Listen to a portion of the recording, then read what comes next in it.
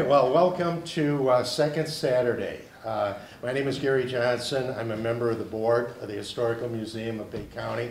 I'm also the founder of the Michigan Rock and Roll Legends Hall of Fame. So if you haven't been upstairs to the second floor, hopefully you'll get up there and take a look at it today.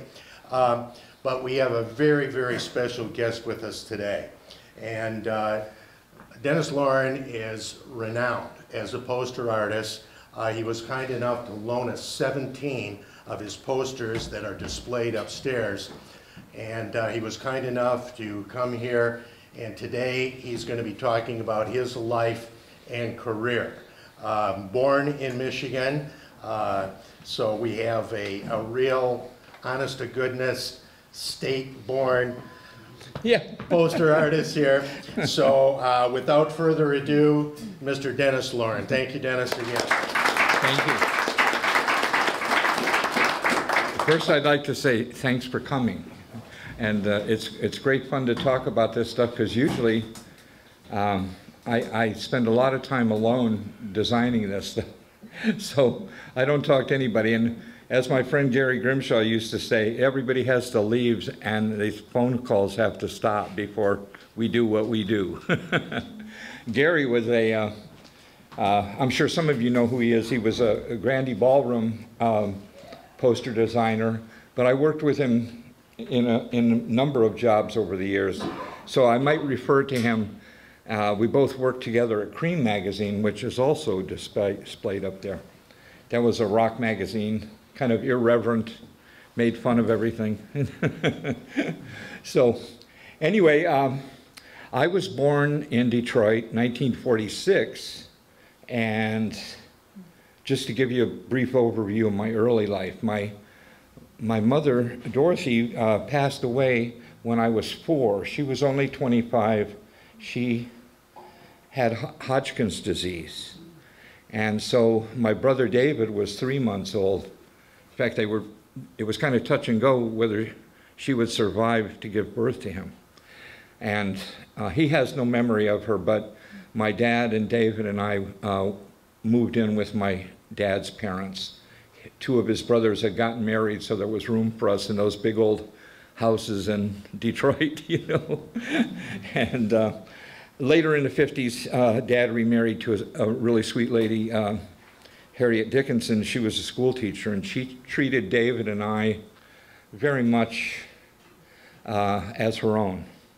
And then my little brother Jim came in 1960, and I accused my folks of having me to be the built-in babysitter. Because every time they wanted to go someplace special, I was elected. But that's all right. I love my brother. So anyway, I was always interested in art, and specifically graphic design. When I was very small, I would look at the funny papers in the newspaper. I picked out certain artists that were my favorites, and I would look at my dad's album covers, and I'd look in the mastheads of magazines to see who did this stuff. And probably a good example of what I mean by this is I went in the 70s to a family reunion in East Lansing, and I happened to sit down at one of the picnic tables where one of my elderly aunts, she was actually my father's aunt, and she said, "Now Dennis, your father says you do graphics. What is graphics?" You see, a lot of people never really thought about the word before computers. Now everybody, because of computers, knows what graphics are. But I was trying to figure out how I was going to explain this to her. And I saw the ketchup bottle, and I pointed to the label, and I said, "That's a form of graphics." And she says, "Oh, you do ketchup labels?" And I said, "No." I said, "This is just an example." I said, "When you go to the grocery store, the Wheaties box, the Tide box," I said, "your newspaper, somebody designs it." She said, "I never met anybody that did anything like that." She said, I just, you know, took it as there it was, you know, kind of thing. So anyway, my dad's youngest brother and sister were still in the home when we moved in with my grandparents, and my Uncle Irving became a music professor, but while he was still in high school, he took voice lessons, and he became quite a choral singer. You know, he had a choir that would tour Europe, and they would make records. I think they were called the Orpheus Choir. But he eventually settled down to teaching music in college level. And he taught at the University of Seattle and also University of Chicago. And now he lives in East Lansing. He's in his 90s, bless his heart. So I was around music, and my grandmother, she would save string and make doilies. She was very artistic her own self. And my Uncle Cliff, one of my dad's brothers, was also a really good pencil artist. He could sit down and draw airplanes and trucks and very detailed. He should have been an artist, but he drove a long-distance truck for Transamerica, Teamsters. So anyway, I was around all this art and music, and in the book that I have here, there's a picture of me when I was 8, and I'm doing a painting that Dad took a picture of. And it wasn't until I was in, well, first I should mention my teacher in junior high school, Mr. Hashoian, and I refer to them as Mr. because I never knew their first names. You know how it is with teachers and students. So he would tutor me with drawing after school twice a week. He showed a real interest in what I was trying to do. And at the time, I probably thought I would go and be a cartoonist or something like that. But not in the Peanuts or what you call Bigfoot cartoons, but more detailed, like Prince Valiant or Flash Gordon. I don't know if anybody can remember those. Those were very detailed strips. And I was drawn to that kind of art. And I was also drawn to the work in children's illustration books of Arthur Rackham and a few other artists. I also liked Alphonse Mucha, who was Art Nouveau, but mostly his posters were advertising for plays and cookies and wine and all this stuff. So they became very collectible, and there were a host of others. Then I went to Esselford High School in Dearborn, and besides art and photography, I had an elective called print shop. And Esselford was kind of a special school because it received funding from the Ford Foundation, and they had a lot of electives. And the other thing is they stressed humanity. So we would have, you know, in English, it would be more about books and reading and writing essays about a book or something like that. We'd have one day of grammar. That's probably why I'm not such a good speller. But anyway, make a long story short, I worked on the school newspaper, and we printed it in our print shop. And Mr. Stoffel ran the print shop, and he taught us all the different methods of printing. And there are many, actually. And they've changed over the years. I went to my 50th high school reunion, and the principal was taking us around. We had lunch there, and then they took us around to the different classrooms, and we were nearing where the print shop was, and then he stood in front and he said, "This is our computer lab." The print shop was no more. And I actually said to him, this was a very important room to me, you know, because I learned the basics of graphic design. And I knew how to strip film and make color keys and do overlays and set type by hand, all kinds of things that maybe aren't used anymore, but I mean, I wouldn't turn back the clock, but I think they're all important stages to the development of design. And even when I work in Illustrator now, Adobe Illustrator, it starts with a blank sheet of illustration board, and I might make a template, you know, and we used to make templates with non-repro blue pencils and things like this. So the camera couldn't see the light blue pencil mark, whereas, you know, if you did overlays with amber lith or ruby lith, those could become any color. So generally, a mechanical layout before computers would be black and white, and then you do the overlay, and then the colors were manipulated in the film stages. And I can show you an example. I found this work I had done when I was living in Los Angeles for the Priority Record Company, and this is Buddy Miles' Christmas album. And this is what they used to call a long box.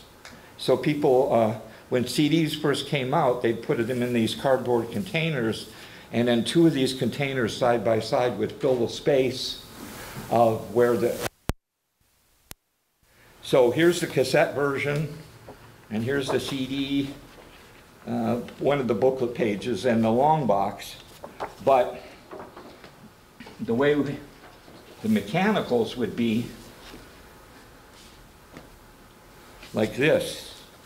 And of course, these are very old now, so this is becoming brown from age, you know. But these would be the, these were all white, black and white when, and they would position the photo where I indicated it and break down the colors in the film stage. And then you would get the color key that I just showed you, sometimes known as a chromalin, and then they would approve it for printing. And so it was a lot more precise work. You had to have pen and ink skills, and you had to spec type for the typesetter. There were all these specialists that would do logos or hand lettering, illustration, all kinds of things. And this was a strange project because Buddy Miles was a drummer in a band called the Electric Flag, but he was also the voice of the California Raisins commercials. I don't know if you remember those.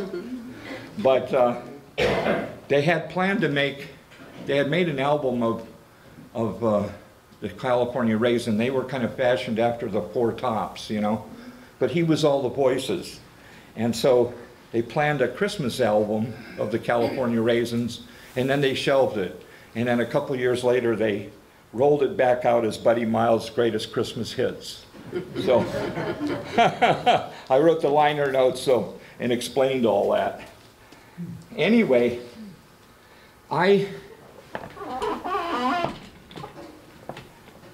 continuing on and explaining, in the book, Ken interviews me, and he says, how did you get into graphics?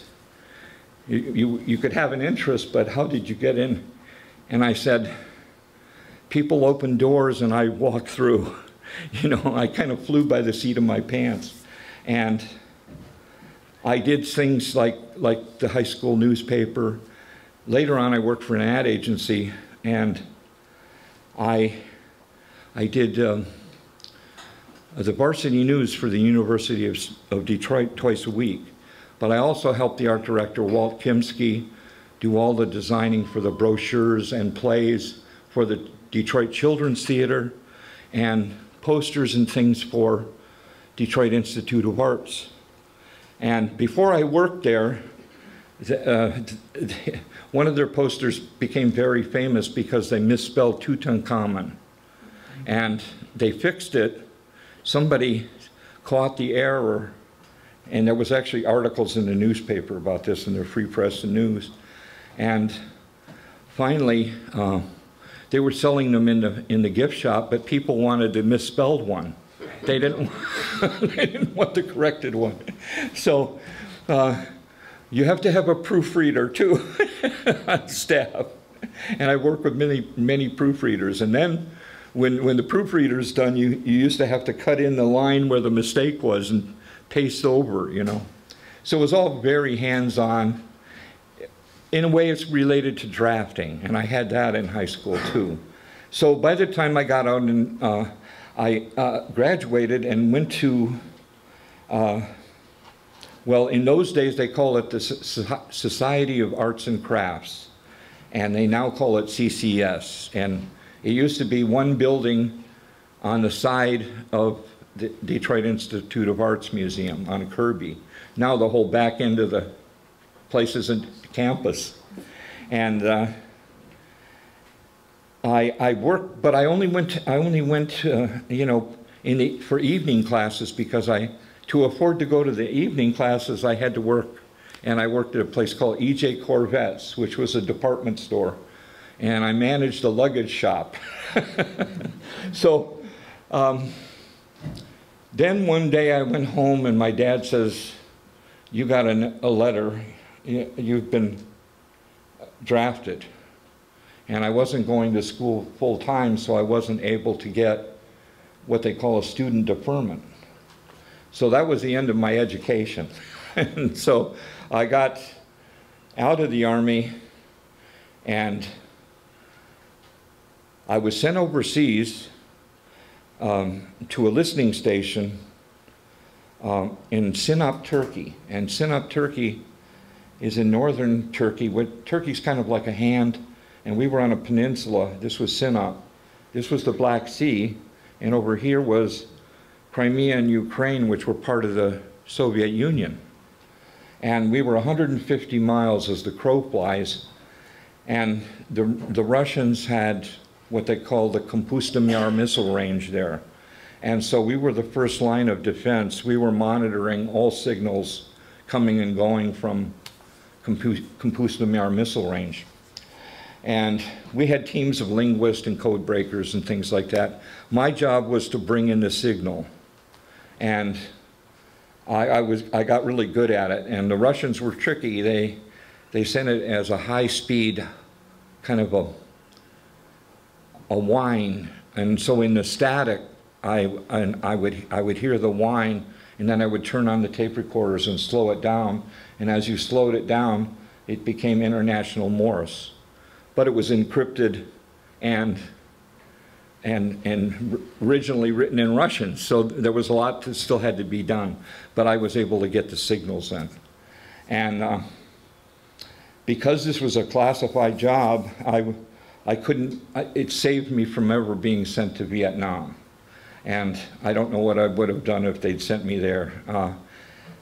They sent me, of all places, to the Presidio of San Francisco in the spring of 1967.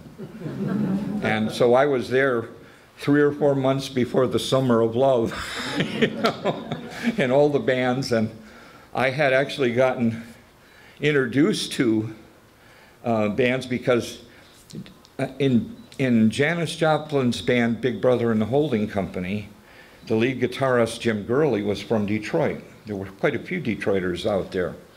And my friend Ted Lucas here in Detroit had a package for me to deliver to Jim Gurley. So I met Big Brother and the Holding Company almost right off the bat. And next I met Moby Grape and different bands. So I also met Stanley Mouse, who was from Detroit, and he was doing posters for the Avalon and later the Fillmore.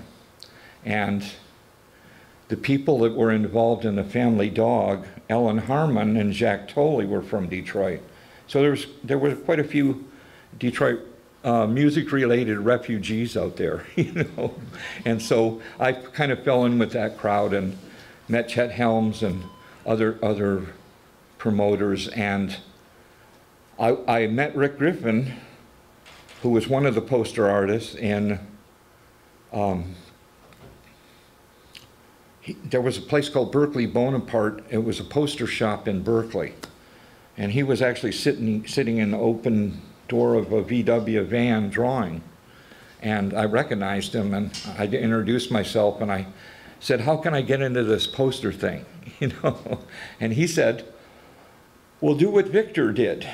Victor, he was referring to Victor Moscoso. And Victor was doing posters for The Matrix, and in the book I have a chapter on the influence of psychedelic posters on album cover design. But I think Victor's poster for the Sopwith Camel became their first album cover, and I think that was the first example of using poster art for album covers. I have examples of Rick Griffin work for the Grateful Dead, and different people that went directly from designing posters for the concerts that went into the album cover design. Stanley Mouse is a good example. He, with his partner, artist partner, Alton Kelly, they started out with the Grateful Dead album cover, but they've done album covers for Journey and the Steve Miller Band, and you see these wonderful airbrushed album cover designs, and you'll know what I mean. So anyway, one thing led to another. So the answer to Kent's original question was, if the door opened, I went. So I took a portfolio over to the Matrix, and they let me do a Youngbloods poster. And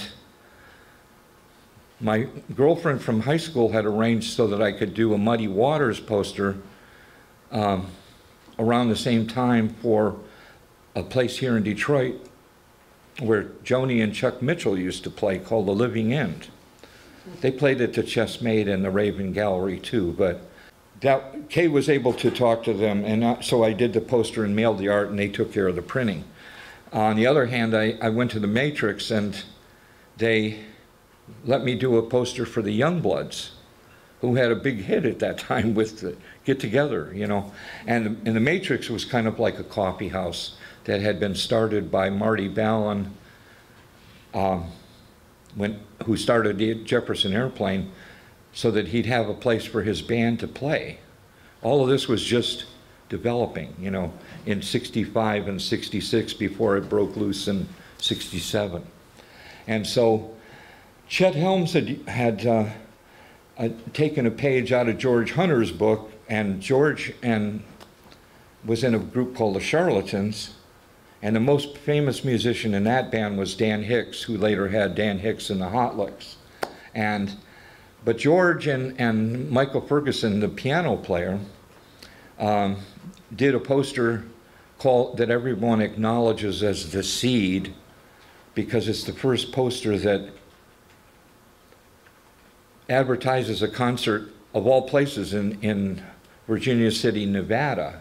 And they had gotten a all summer long gig playing there, and they used to dress up like cowboys and dandies and straw hat boaters and Mississippi riverboat gamblers and all kinds of things.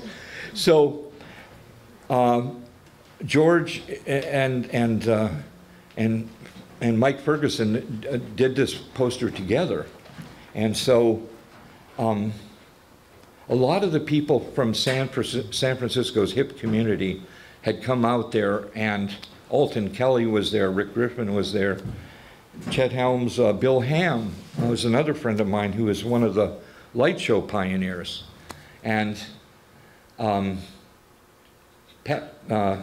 Bill Ham was actually doing a light show for the Charlatans, so it was kind of an interesting old-time Western bar with this band that looked like cowboys or riverboat dandies and playing kind of folk rock. They did songs like Alabama Bound, or they would do an original by Dan, which would be How Can I Miss You If You Won't Go Away?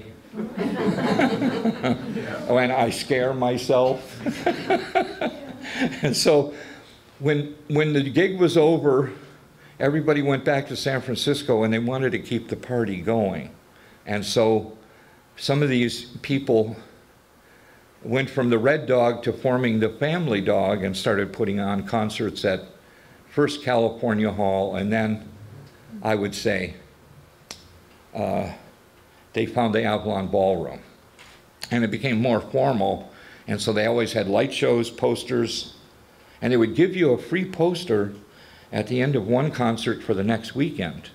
So on your way out, you'd get this free piece of wonderful art, you know, and people started decorating their walls with them. And Bill Graham came along shortly after, and he just copied everything that Chet had done with the Fillmore. And later he was able to woo some of the original Family Dog artists over to the Fillmore. And so I was hanging this Youngbloods poster on Haight Street, and there were a group of people that fed, there were people just flocking into the city, and there was no place to stay, and many of them were hungry, and these people called the Diggers gave out free food in the Panhandle, and to attract people, they had people playing on a flatbed truck. And they saw the Youngbloods poster, and they said, "Hey, we're going to have Jimi Hendrix in the park. Would you do a poster for it?" And so within months, I had done three posters. I happen to have the basic black artwork. It's covered in a tissue, but I think you can see the pen and ink work. That's just drawn on there, and of course, to achieve the colors, I use overlays that were cut by hand. But this is, there's even a couple of blue lines where I set the type. So that's that. This would again be what, 1966? I'm sorry? 1966? Oh, these were all done in June of 1967. Okay. Yeah, they're all the same weekend. But I did them, first the Muddy Waters, mailed it, then I did the Youngbloods, and then and then the Hendrix. So they were done bing, bing, bing. And the Youngbloods was done as a silkscreen. There was a silkscreen shop on the Presidio. And the Hendrix one is offset printing, and I found a print shop on Lombard, which is a street just outside the gates of the Presidio. So I was already, you know, talking to printers even before I got my discharge in September.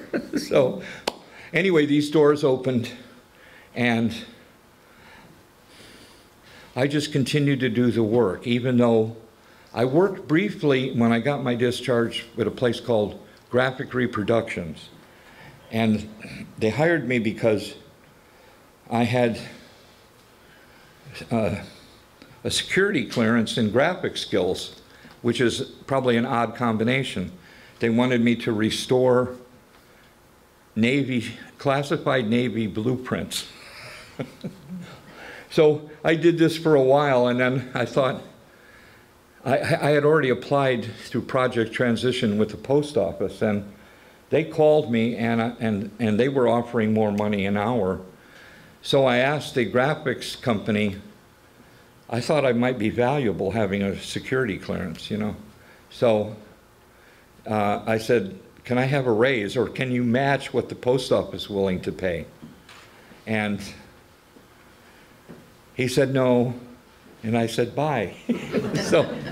So for 5 years I worked with the post office in both San Francisco, and in the early 70s I came back to Detroit. But I always was freelancing.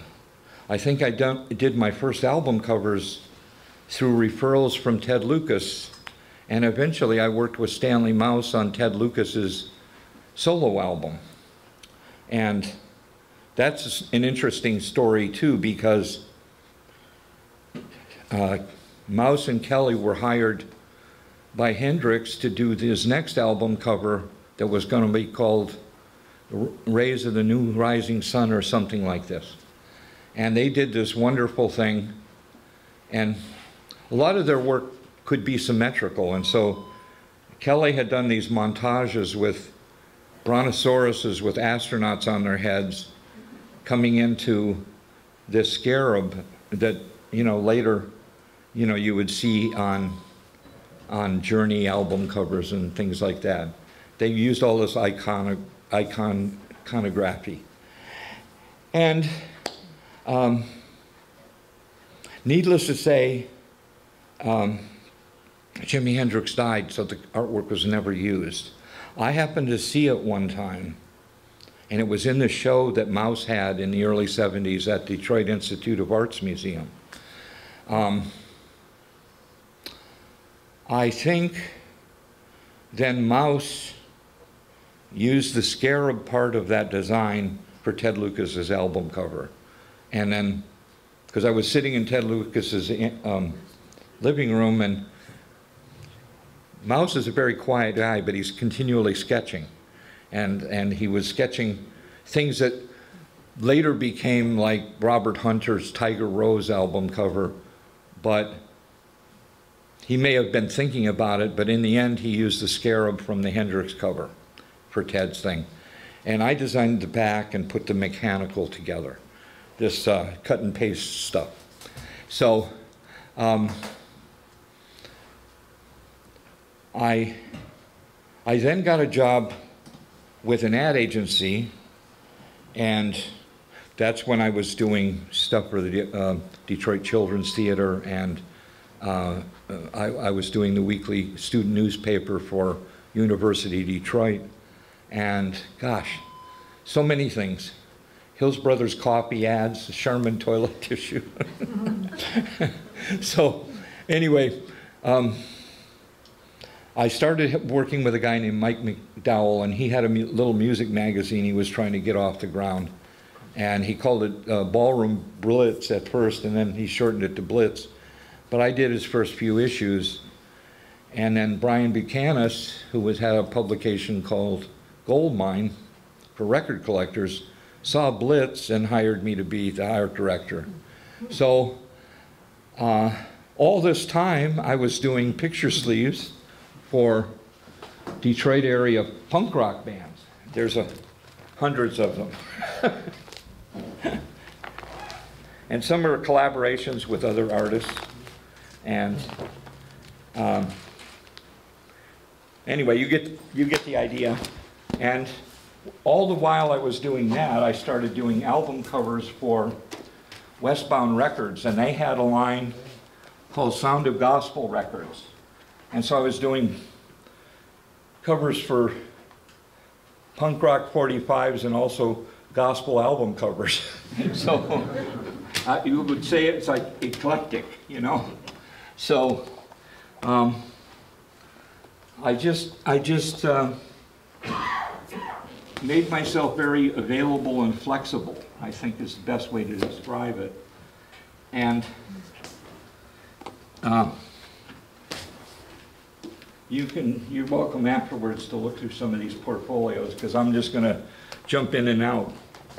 Oh, this is a picture that I took at the Big Sur Folk Festival. And this is an interesting story because I was actually taking a picture of David Crosby from Crosby, Stills and Nash and the Byrds. And I had one shot left, and he was posing with the ocean behind, and I was on a little promontory.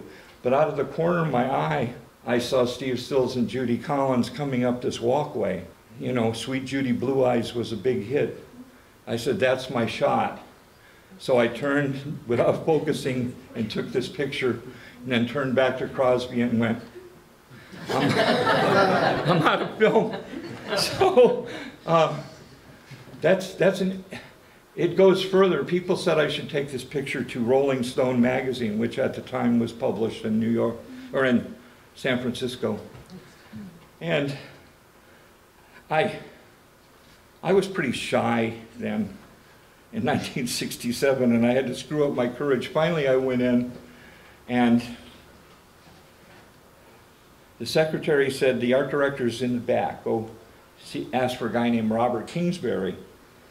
So I gave him the picture. He's at a light table with a loop, and he's looking at it, and he gets up and turns to me, and he said, I should kick your ass. And I said, what? he said, we just put the next issue to bed. If you'd have come in a day sooner, I would have put that on the cover of Rolling Stone. So I missed my first calling. I said, here's some other pictures.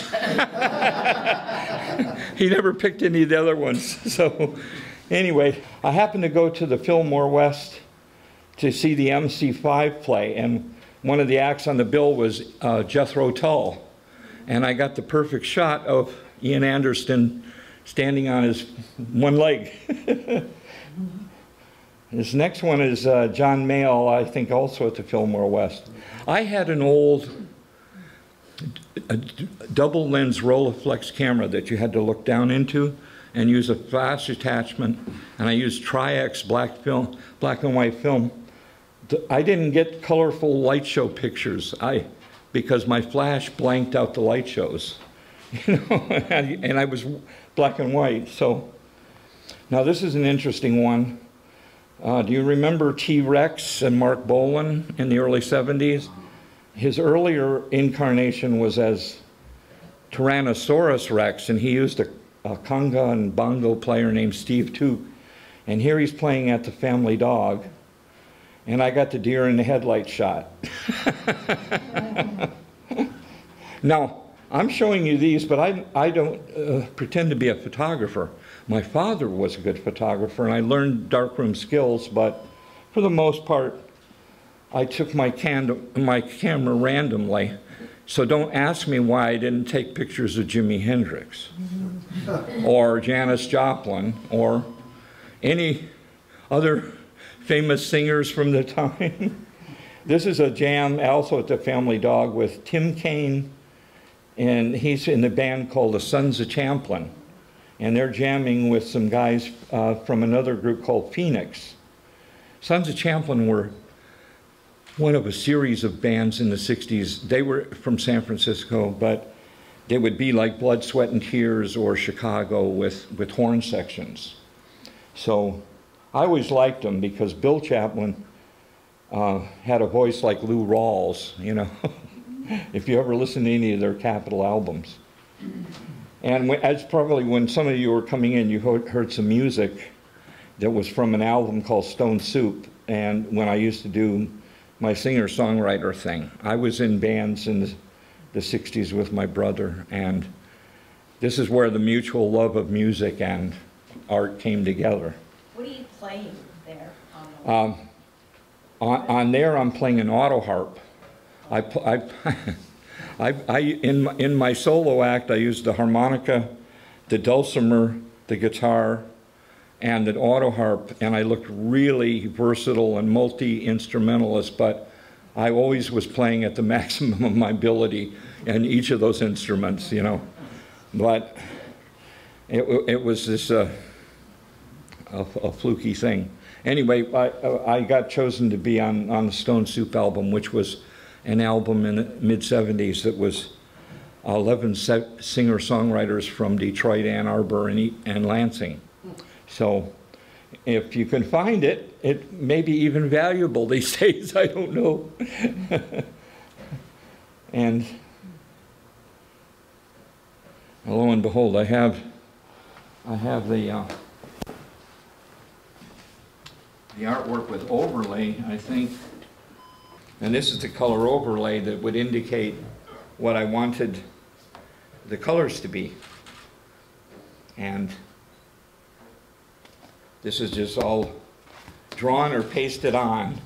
And then this one didn't need any overlays because all the colors were breakouts. They were all separate. And it wasn't too complicated because even this lettering is surrounded by white, you know. This has Chicago Transit Authority before it was Chicago. Okay, these are some of the punk rock and new wave picture sleeves. The Free Press and the News both wrote articles about my work. I think the Free Press article was, Dennis Loren has Detroit's music up his sleeve, or something like that. The Hysteric Narcotics little sleeve was actually for a flexi disc that appeared in a magazine, and the picture sleeve you had to assemble, but it was a sheet that you had to cut out in the center of the magazine.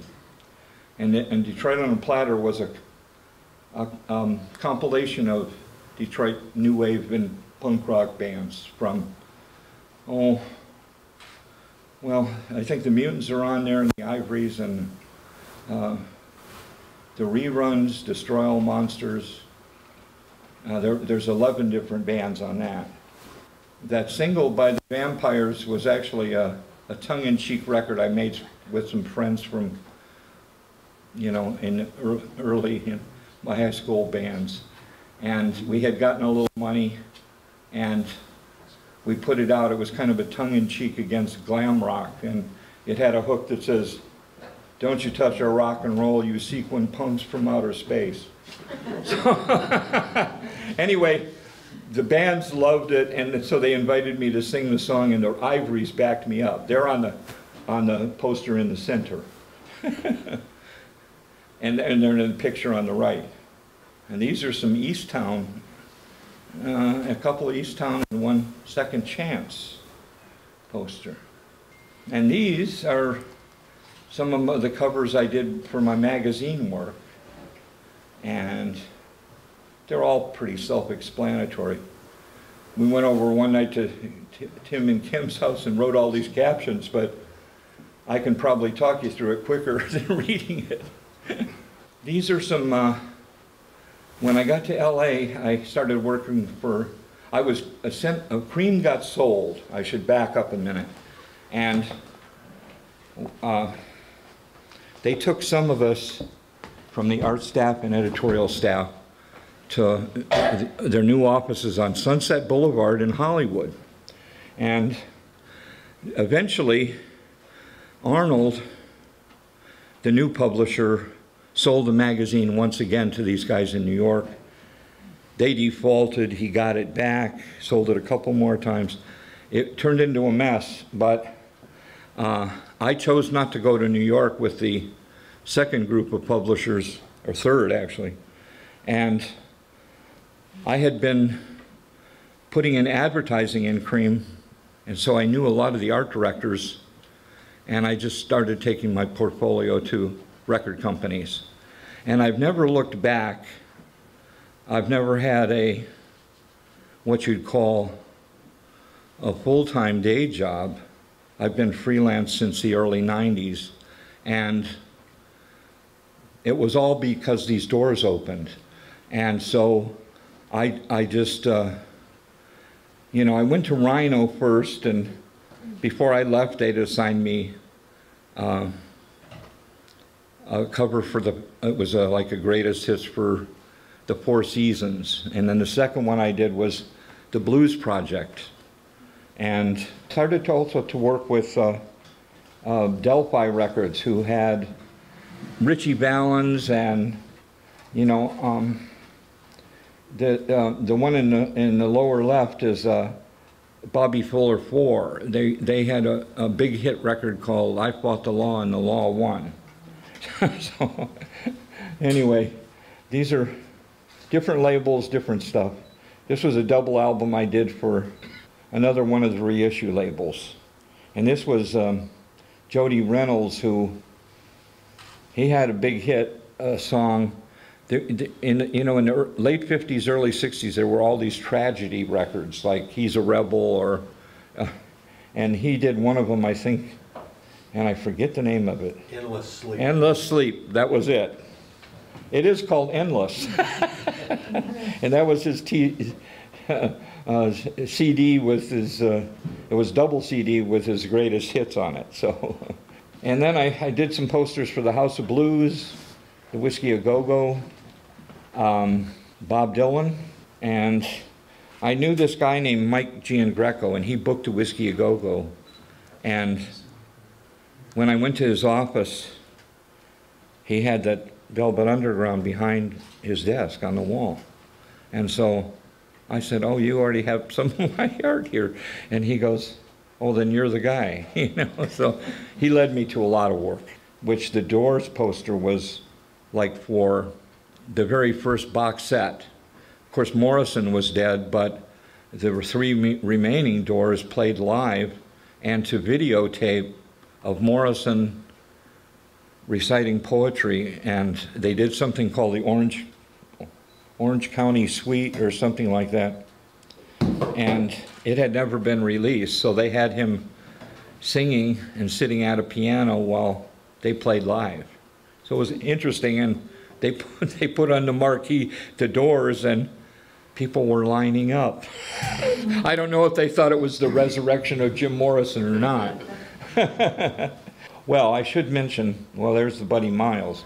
I did start to work for a label called Bellmark, and that's an interesting story because Al Bell was the vice president in charge of publicity for Stax Volt Records in Memphis.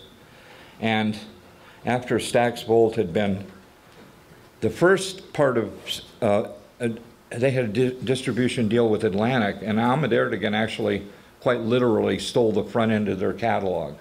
They built it back with Isaac Hayes and people like that, but eventually they sold out to another conglomerate. And so Al took his earnings and started Bellmark.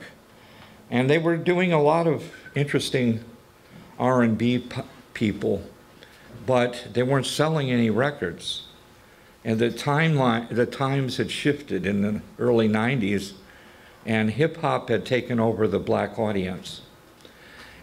So he went from doing, you know, like I say, R&B vocal groups to, well,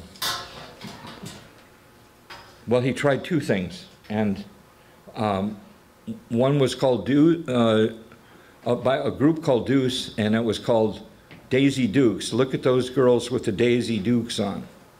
And that became a hit, sold double platinum. Then he did put another record out by Tag Team, and that song was called Whoomp There It Is. And you probably heard it on basketball games, you know, later on. So that sold 5 million, was on the charts for an incredible amount of time. But in between the success with they didn't do any gangster rap per se, but it was all like party rap, fun stuff, if you were into that sort of thing. But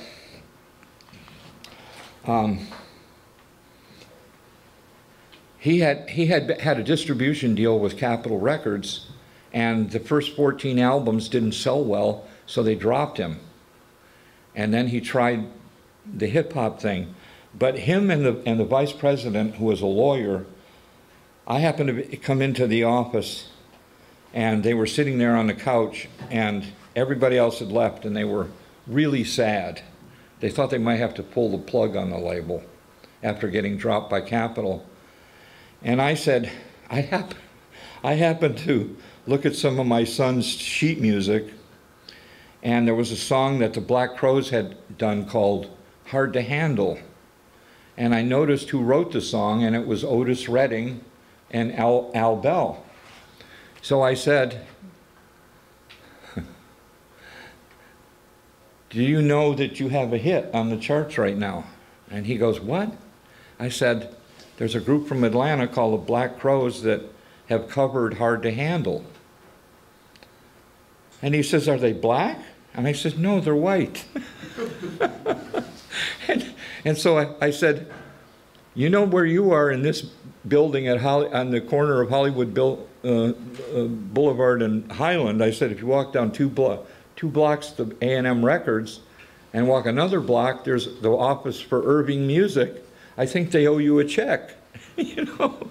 So he invested that Hard to Handle money back into the label and had hits with Daisy Dukes and Whoomp There It Is. So I don't know if I found any of that. It must be here somewhere. These are some jazz restorations I did. A guy bought an estate sale with the oldest posters going all the way back to 1929 and into the early 60s. And They were found in the attic by his children, and they put them up on eBay, and Joe bought them, and he said, do you think we can make these live again? Because some of them were really, original art was battered up. Some of them over 75 years old. And I almost brought them today, but it was been one more thing. So I didn't. And anyway, I took a sidetrack from the Bellmark story, but there's the album cover for Whoomp, There It Is.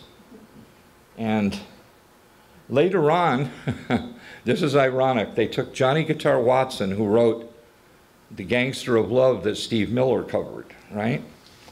And they dressed him up in some hip-hop clothes, and he had another hit. I can't read what the name of the hit was, but that was the single, and it won a Grammy. And these are just some of the covers. And one of the groups, ironically, was called the Terrorist Society. And I just took the shape of a bullet, kind of flattened, and put a target on it, you know, and did some lettering. But these are just some random, well, they reopened the Avalon Ballroom, and so the Big Brother and the Little Feet are from the new proprietors. And I got a kick out of it because I was able to hang out with Mouse and Chet Helms because they kept coming back. And then there's the Mountain in Sweetwater, and that's in Petaluma. That's the Mystic. I also do work for a label in Austin, Texas. And Freddie Kirch is an interesting guy. He has a label called Steady Boy Records, and he is a drummer and also a singer-songwriter. But he's been a drummer for, first of all, Jerry Jeff Walker, who had a big hit with Bojangles, and then he was with Dominic Triano. Then he went on the road with Carole King, Roger Waters, Willie Nelson, and a host of others. So he has quite a resume. And he also played with Rocky Erickson. And he has his own group that was, their album, the group is the Explosives, and their album was produced by Stu Cook from Creedence Clearwater. So he's got a little Bay Area connection, but I met him, I think, when I was still in Los Angeles. And my most recent album cover that was picked for Record Store Day, which is, I didn't even open it up because of the sticker, but this is the second volume of live stuff that Rocky did with the Explosives. Freddie says it's as near perfect a concert as they ever recorded. And it's a double album with lots more stuff inside, but this is a picture of the Bowery Ballroom on the back. Show this one, we just had this one pressed at Third Man Records in Detroit about a year ago. And Bruce Nichols, he said, I want a black and white cover like the old picture sleeves were, because nobody had any money. But he said, when they open it, I want it to be like the Wizard of Oz, you know. So it becomes, and what I did here was, I did as if I were laying it out on illustration boards with all the tools of the trade.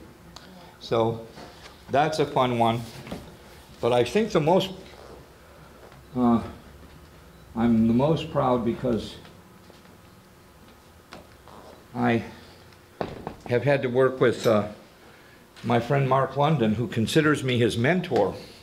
Now, Mark's an interesting guy. He was a drummer in a rock band, and then he also was a graphic artist, and I think the band broke up, but he used to hang out at my little studio in Hollywood, and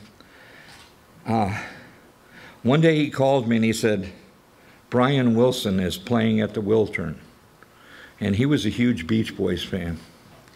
And both of Brian's brothers had died, you know, Bruce Johnson and the other guy kept the band going. Mike Love, thank you. I'm having a senior moment. And anyway, because of this poster that Mark did for the Wiltern show for Brian, he became Brian's in-house graphics guy, making merch and everything like that.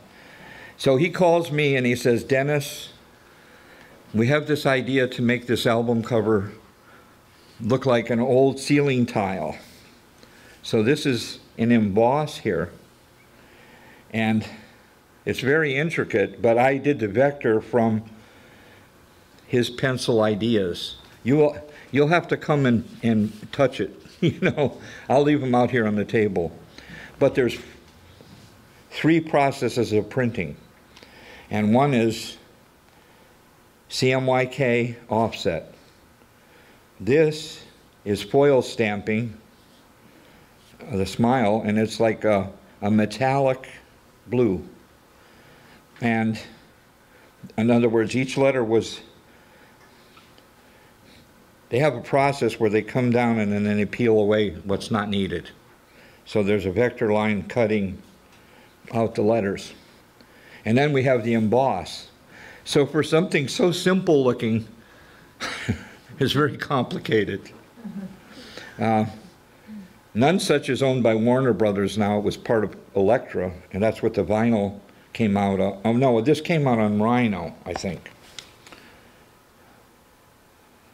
Well, I can't tell you who put it out. But the CD was certainly on the other one. Inside the gatefold, we used the lyrics. And in the CD version,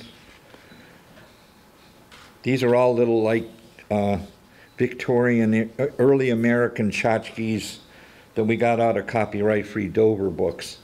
And then the lyrics to each song. And then the credits. And so this led to me doing, working on the logo for the Beach Boys' 50th anniversary logo. And this is based on Dean Torrance's lettering he did for one of the Beach Boys album covers. And we created the ligature with the 50. But this was also something that needed to be foil stamped in gold. And Mark called me on a Thursday and he said, Dennis, can you have it by tomorrow? I said, Monday would be better. I'd at least have Friday and the weekend to do it. So what I did was, they gave me that space, but I had to be on a conference call on Monday with Mark, the art director of Capitol Records. Each of the musicians had a manager, and they were represented by their wives. So there were like 15 people in the room. And one of the wives said, well, can't you make it look like neon? I said, no, the art director said I need a vector for a gold foil stamp. You can't have a vector with fuzzy. And you know, you have to take an airbrush and do a fuzzy airbrush line, you know. And so I said, it can't be done both ways. And that was the only complaint. So I sent it through the Dropbox, and there it is. It's on the CDs and different things. This is basically Mark's idea of the brother logo on the beach, kind of. Doing it again. This is a album that I was really glad to work on. This is Stoney and the Jagged Edge were one of the Grandy ballroom bands, and this is an interesting story too, because it was first offered to Gary Grimshaw, but he was very ill, and he said, have Dennis do it. He can make it look like I did it. So Alex Palau is a friend of mine, and you'd have to call him a rock and roll detective. He works for Big Beat and Rhino and a lot of these reissue record companies. And he finds obscure stuff, he does compilations, he does all kinds of things. From the Zombies box set to just obscure bands, collections of bands you never heard of. Anyway, The story is that Stoney and the Jagged Edge cut this album at United Sound for A Square, which was, let me see, I'm going to have to refer to Cheap Holland. Jeep Holland, that's it, thank you. They recorded the album. They were very popular. They were as popular as the MC5 and the Stooges and Amboy Dukes and everybody else that got a record deal. Anyway, Jeep Holland told them that the album master got burnt up in a warehouse fire. Years later, Alex found it in his brother's, who hit Jeep's things all, when he passed away, went to his brother in Boston, and his brother gave Alex permission to go through things because they were going to put out an A Square compilation on Big Beat and some Rationals albums. And Alex found the tape. So they put the album out on Big Beat in England. Alex wrote the liner notes. But I was specifically told to use red and green. But this is how it looks. So that was a fun project. And Stoney's a good friend of mine. So a blast from the past. And let's see, I'll do a little show and tell, and we'll do more slides, and then that'll be it. You can ask questions. This was Halloween 1, and that one I can show you how the insides go. There's liner notes and a list of all the gigs they had, and flyers and posters, you name it. But it's an interesting package. I like the picture on the back. They said make it red and green. So, anyway. Thank you, Dennis. We got grandkid commitments. Okay. I enjoyed it. Yes. Thoroughly. Thank you. This is my latest for a group called the Denizens from the 70s in Detroit. And these are so, I just stuffed these with the singles inside the picture sleeve. And I had the picture sleeves fabricated at a place called Michigan Paper and Dye, which I used to use in the 70s. So they're still around. I wasn't sure when I came back in 2014. And you don't see these much anymore, but maybe with vinyl coming back. I even did 10-inch stuff in the 70s. And there's a pile of stuff here you guys are welcome to look at. I'll probably try to put it back together. Now, this is another thing. I don't know why I get picked to do these memorial posters when people pass away, but I've done a dozen of them. And these are examples of, Lonnie Turner was the original bass player in the Steve Miller Band. And Sam Andrews was one of the guitar players in Big Brother. And Chet Helms, of course, ran the Avalon Ballroom. And as you can see, the people they have playing at their events are interesting. Like for Chet, it was Bob Weir and Mickey Hart, Country Joe McDonald, and T-Bone Burnett, and a host of other people, Big Brother and the Holding Company, Dave Nelson and friends. And Jolie Valenti, who is the son of Dino Valenti, who wrote the song that the Youngbloods had a hit with called Everybody Get Together. The first one I did was in 1999 for Skip Spence. These are some more random record covers, CD covers. Now this might be interesting because it has local. I was helping my friend Tom Fletcher. I was his caregiver. He had leukemia, and he asked me to be his caregiver. He had a bone marrow transplant, in at the medical center which was attached to the big college in Seattle, University of Seattle. But they put us up in a home, kind of a Ronald McDonald house for adults. It was named after some sports celebrity.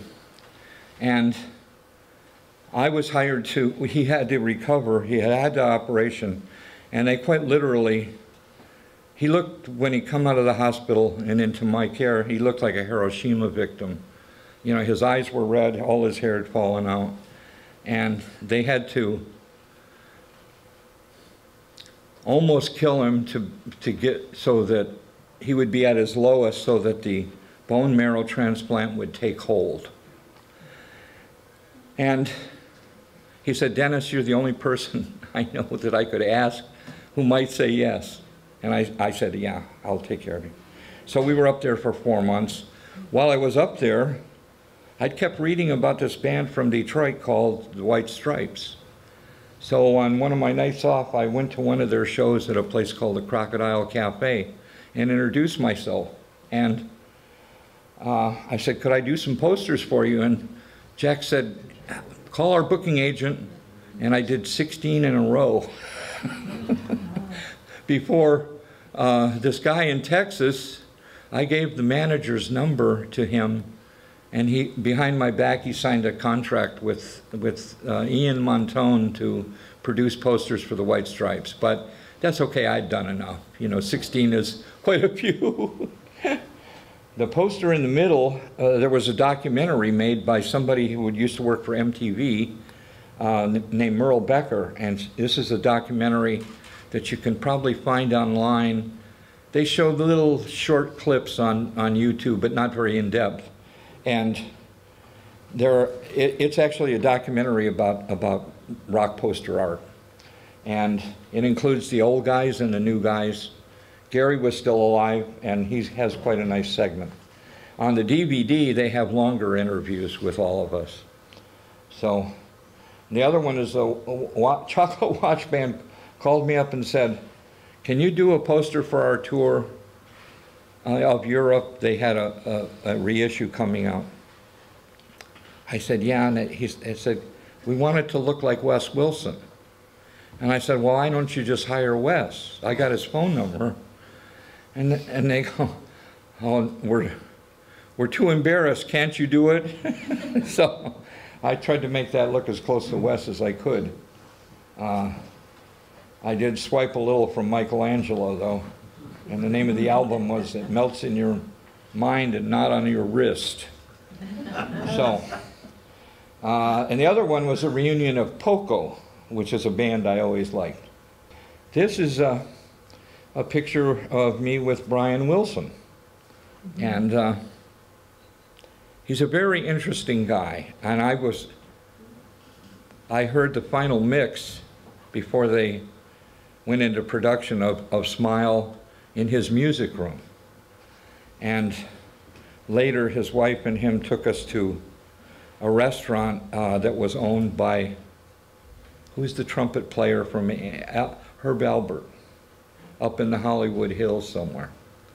And at the end of the meal, I was reaching for my wallet, and Melinda, Brian's wife, said, "Put it away, Dennis, you can't afford it." I said, "Well, if you pay me more, maybe I can treat you guys." Oh, but Brian's very, very, very interesting because he's a very quiet person, and you would not think that he stopped touring in the 60s, and then he had some problems because he began to hear voices, probably because of drugs he took. He's one of several, Sid Barrett, Skip Spence for Moby Grape, Rocky Erickson, and Brian. They have medication now that helps them. Several of them are passed away now, but Brian takes the medication and he's back out on the road. He's outlived his brothers, and it's a miraculous thing, you know. but his music room has like surround sound and a big grand piano in it, you know, where he composes. And so it's, I felt like really honored to be there. You know, I don't know why how did this fall on me, you know? Because I'm just a backroom guy in Dearborn, you know? So it doesn't make a lot of sense. But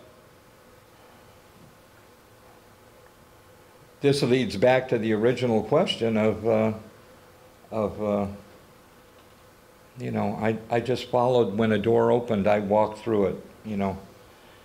And this is a poster I did for Yes in Asia, and in between the bands playing, they had given Chuck and I tickets, and Chuck Sperry has now become very famous. I don't think I can afford his artwork anymore, but he used to hire me to do posters for the Warfield. And in that picture to above right is all the artists that do that were part of this group of us that did posters for the Warfield. These were all screen prints, and if you go up to the display upstairs, you'll see this is a 7-color screen print, which is underprinted with silver, and we use transparent inks, which makes it very translucent. So it's a very eye-catching piece. And next to the White Stripes Egyptian one, it may be my most favorite thing I've done. I took this one I had done for the White Stripes in Rome to a gallery in Berkeley, and Dennis King, who was co-author of The Art of Modern Rock, he says, "That's the best thing you've ever done." And I said, "Well, should I stop?" And then a few years later, I took him this one, and he just said, and bought 10 copies immediately. You know, this is Al Green is another one of the Warfield posters, but you were able to use Day-Glo inks on that one. And as you see, I skip around the genres. Johnny Guitar and Loretta Lynn. Here are some more album covers. Golden Gate Park Festival posters. And I've done a few of those over the years. The 40th anniversary of the Summer of Love was in the center. And San Francisco has, I'm sure people know like about comic book conventions and baseball cards and different collectibles, but in San Francisco there's an organization called TRIPS, which stands for TRPS, the Rock Poster Society. There's no I. So, and they have these, twice a year they have poster show in the Hall of Flowers in Golden Gate Park, which is where this one is. And then the other show, they pick different places. It could be Fort Mason, or they did one at the Masons Hall in San Francisco too. So here's some more album covers. The guy up in the upper left is Darby Slick. He's a character, but he wrote the song. Well, his brother Jerry was married to, his brother Jerry was a drummer, and they had a group with Jerry's wife, Grace Slick, who was called the Great Society. And you might see some of their early recordings. They're live at the Matrix stuff. But of course, Jefferson Airplane stole Grace pretty soon, and they took Darby's song of Somebody to Love, and it was a #1 hit in the Summer of Love. I mean, it's got one of the best guitar solos from my pal Yorma.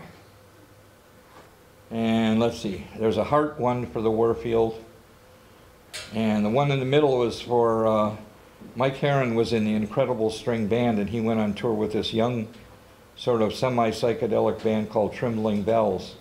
and his daughter was part of it too. So, and then the Charlatans on the right, that was the 50th anniversary of their time at the Red Dog in Virginia City.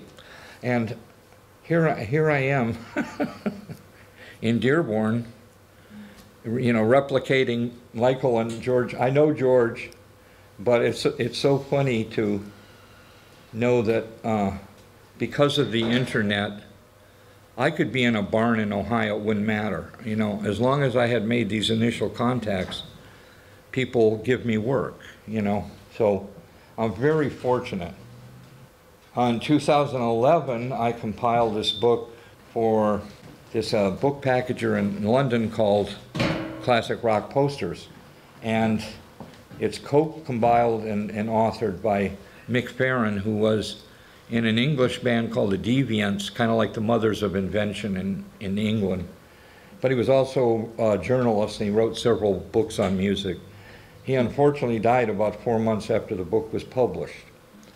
And anyway, that's the book. It's been published in 5 countries, and I have only a copy of the French, and of course I can't read it, but it's kind of fun to have. And then the other picture of me holding the Yes in Asia and White Stripes was taken by Debonina Seaton, and she was a photographer and writer for a story they did in the Dearborn newspaper about a year after I came back. I like that one. I've used that picture on the back cover of my book. Elvis Costello is involved with this Austin DeLone. It was a friend of his. He was in a Marin County band that went to England. There were several bands in the early 70s that went to England. Clover was one, and Austin DeLone's a band called Eggs Over Easy. And they played what they called the pub rock circuit, and they just preceded the punk rock era in the mid-70s. And Elvis was in a band called Flip City. Anyway, Austin met him. Austin hired me several years in a row to do posters for the benefit where they raise money for a charity that is for kids that need 24/7 looking after. I don't know how to explain it, but their parents, you know, if you have a child like that, it's almost impossible for them to work. So this charity was set up because Austin has a child like that, help fund and take care of these kids so their parents could be allowed to work. So Elvis is on the board, and he got Nick Lowe to do that particular concert, the benefit one, and then a few weeks later, Arlene Osachik, who is the art director for the Fillmore, which is back in the building it originally was in. It was the Fillmore Auditorium, and then he moved to the Carousel Ballroom and called it the Fillmore West. Then he moved back to, I think Bill got nostalgic for the old days, and he moved and restored the old building. It had been vacant because of an earthquake, but it still operates as the Fillmore. And I got to do Nick Lowe with Robin Hitchcock at the Fillmore. And I had done another one around this time for Blondie, and it was the 40th anniversary of their Parallel Lines tour. And that design I did, I thought the fans would love. I had 2 telephones for hanging on the telephone. I had wallpaper that was parallel lines. I had Heart of Glass and all this imagery from song titles. And the guy who has the clipboard, as some of my friends like to, the guy in charge, at some point Arlene lost her autonomy being the art director, and he said, "Oh, I want like a tube of lipstick." That one never appeared, but I turned that Blondie poster into my first Moon Alice poster. I never told them, but all I did was put new lettering on it. But everybody loved it. So here we are with some of the Moon Alice posters I do. Yeah, these three posters were done for the CD box sets for Quicksilver, Hot Tuna, and Jefferson Airplane. For this job, I got the phone call from this guy called Jean-Marc from Paris, but he was part owner of the label, which is called Culture Factory USA, and I think it's manufactured and distributed by Sony. Anyway, they started doing boxes of CDs, and my friend Mike Somerville, he wrote the liner notes for the Quicksilver one and suggested me to do the posters, so that's how I got that job. On the right is a book cover for a science fiction time travel book that involves the Grand Ballroom. It's got politics and, you know, it's like 60s politics. So it's called In the Time of Job, When Misha Was a Zippy. Now, that's got to be the strangest title I've ever seen. And I didn't understand at first that she wanted an anarchist button and a zippy button. You know, I thought that was different. That wasn't part of the title. Which made even the previous words even more cryptic. And then I did I helped this guy, Time Magazine is a music magazine that comes out in Greece. And they were doing a Summer of Love cover, and so they hired me to do that. And I put them in touch with a lot of people, from Bill Ham to different musicians. This was an art show that my friend Tim put on in Plymouth, and it was called Detroit Metal. And he printed his photos on metal, and he suggested I print some of my posters on metal. And it was very successful. The drawings in the middle were the original art that went into the poster on the right, which was another Tim show called Food for the Soul, was it? Yep. In the midst of the COVID, I went to Wayne State, and they have a little art show on PBS, I guess it is, and they interviewed me. And that's my friend Elizabeth Washington, and she's a student, but now she works for one of the networks, local networks. That's the Russ Gibb Memorial, and the Greta Van Fleet one was for a place in Amsterdam, or in Holland, Paradiso, and they've been doing concerts since the 60s, and there are books on their club too, just like there are Art of the Fillmore, and this has got to be near the end, because these are all recent. And the end, okay.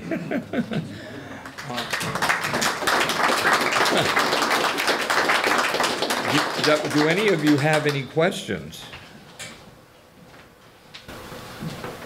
Elvis Costello Yes. played guitar, right? Yeah. A 4-string tenor guitar. No, he plays a regular Fender Electric. Okay, maybe he plays both. Maybe. Well, he could have on some tracks, you know. Yeah, he was a very nice guy. You know, when I go to these things, they give me a backstage pass, and I don't know if anybody's going to talk to me or not, but usually somebody corrals them and takes a picture with me. So I have a few pictures with celebrities like Brian Wilson and Elvis, but I don't really think of myself as, you know, I just, you know, I'm the guy that stares into the blank page and visualizes stuff, and then I get an idea, and there it happens. You know, I don't know even how to explain what I do. So I hope I haven't sounded too strange. You know. I have a question. When Yeah. when you did work for Big Brother and the holding company, did you ever get to meet Janis Joplin? Oh yeah, Yeah. yeah. This is another moment I wish I had my camera with me, you know.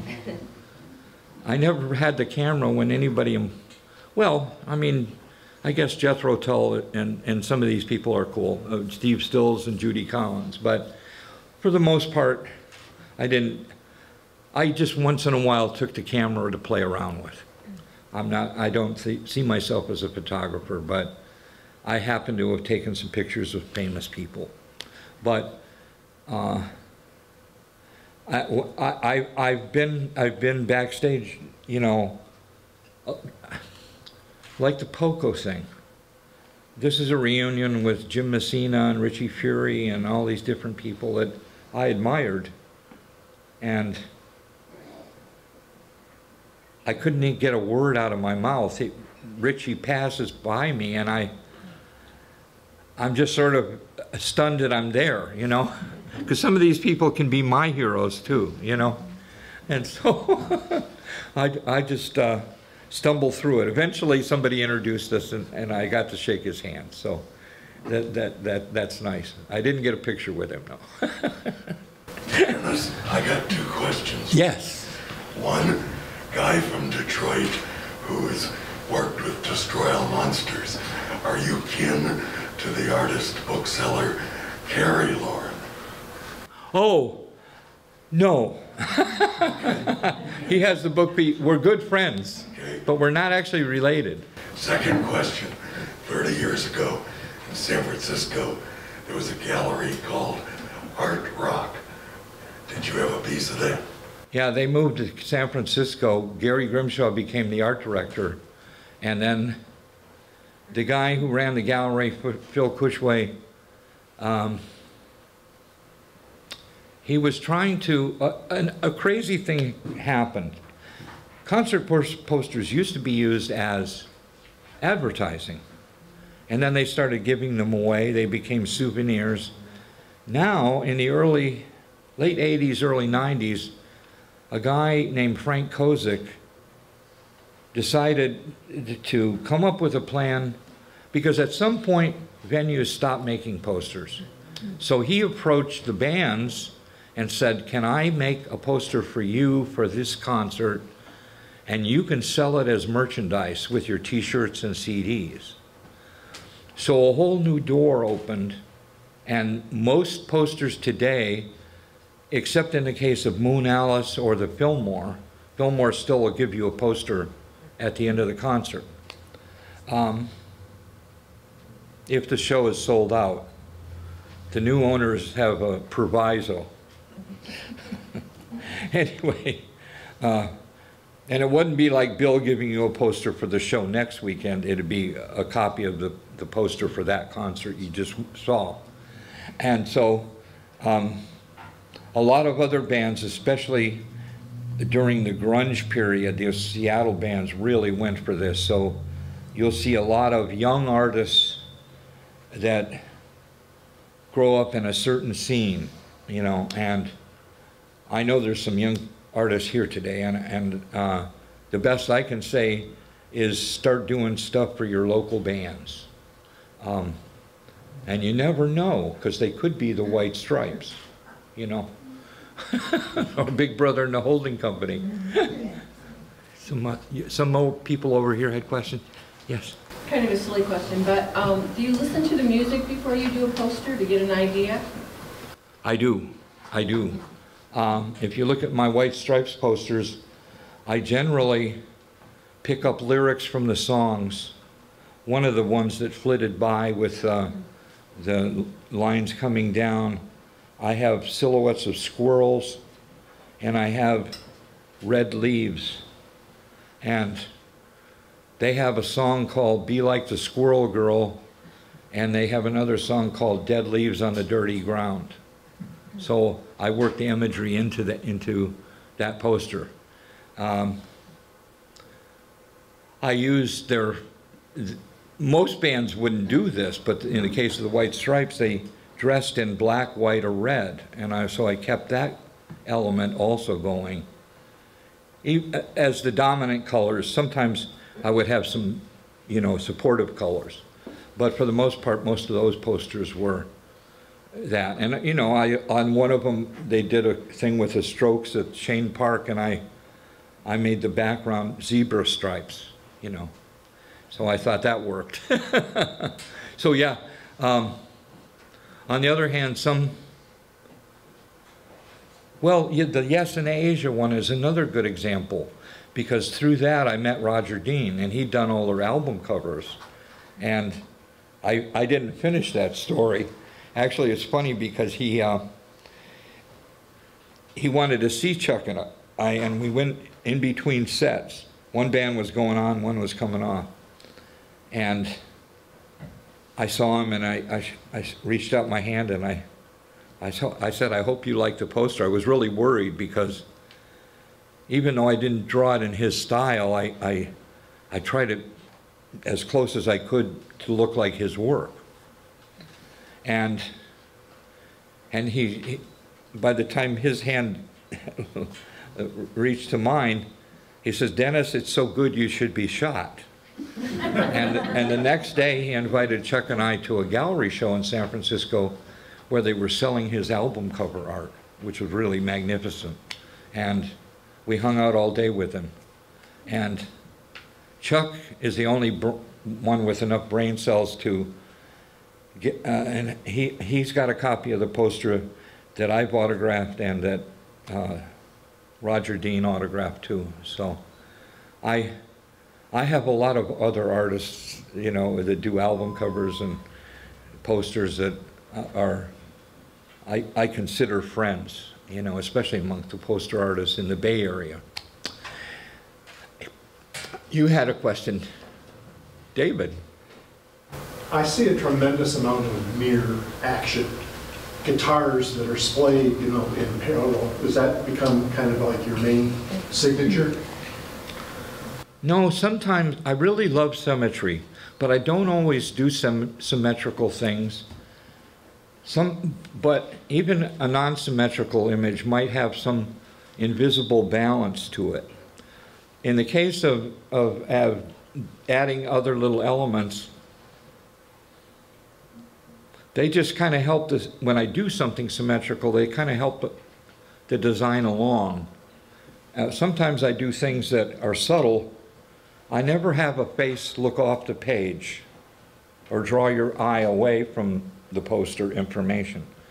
If you have somebody looking that way, especially if you have 2 or 3 pictures, it's got to be this, you know. And I do that with magazine layouts. That's something I did when I was at Cream. I'd never have anybody look off the page. Or if I did, it was really uncomfortable. But there's sometimes you could get away with flopping some people, you know, reversing the image. But especially in the metal bands in the late 80s and early 90s, they all had tattoos, and you might get their tattoo backwards, you know. We had somebody, it wasn't me, but somebody had flopped a photo, and they sent a letter. They said, "You printed it backwards." So stuff like that happens. It's funny. And when I worked at Cream, we didn't have computers, but in the very early 90s, I went to an art director's meeting, and I had my 3 marker comps, which was just idea sketches on the illustration board. Sometimes I'd color them in with magic marker or pencil, colored pencil. And they, for the most part,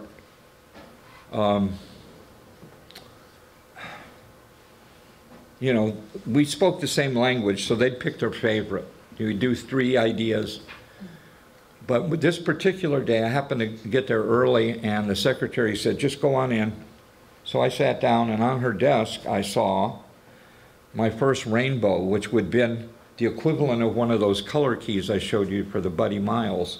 And that happened to be 5 ideas, completely, no waiting for film stripping, nothing left to the imagination. All she had to do was choose her favorite. And I said, I'm not going to be able to compete with this, so I better get a computer real soon. And I wouldn't turn back the clock, because now I can do everything. You used to have photo retouchers and hand lettering people and did special logos and typesetters. I can do it all myself now, and if I do black and white drawings for the posters, I make vector outlines in an auto trace function, and then I put them into the posters. There, I have one portfolio of that, and then I think if there are no more questions, I'll show you this because it'll give you some idea.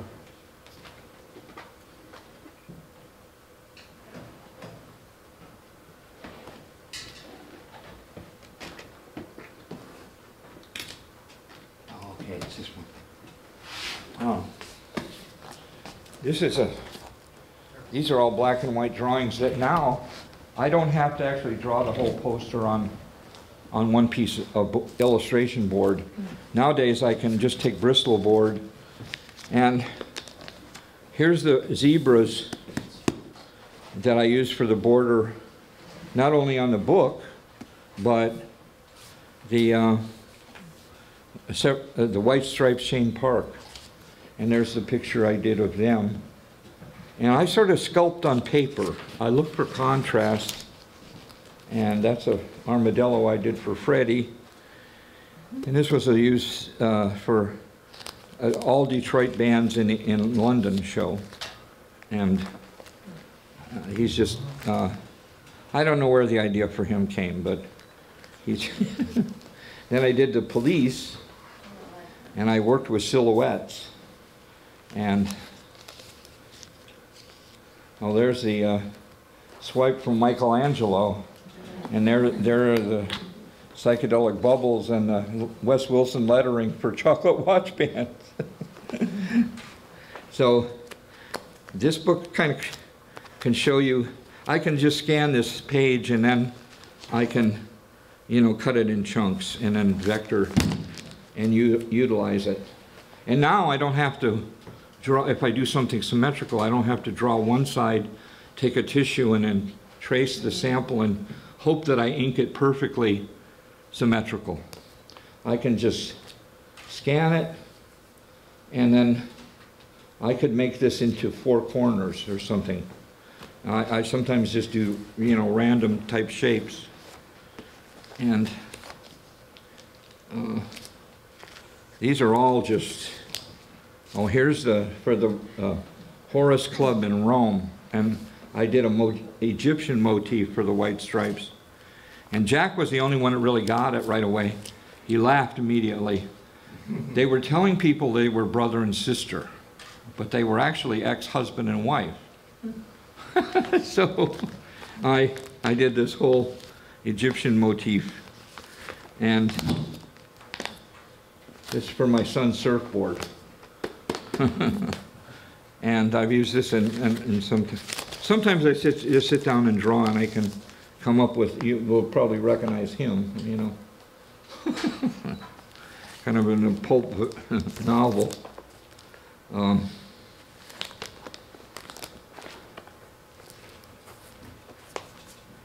don't know what else is in here, but I don't throw anything away because you never know. Oh yeah, this was, Freddie said, I want you to make a t-shirt with a hot rod like Mouse, but for the Voxmobile. And this was the Vox Guitar Company had made a hot rod car, but Freddie wanted a t-shirt. And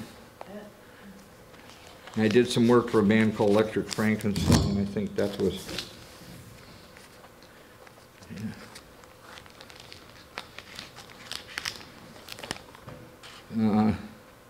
just some random stuff. And okay, that was used for the coral. Anyway, if you don't have any more questions, thank you so much. You've been a great audience.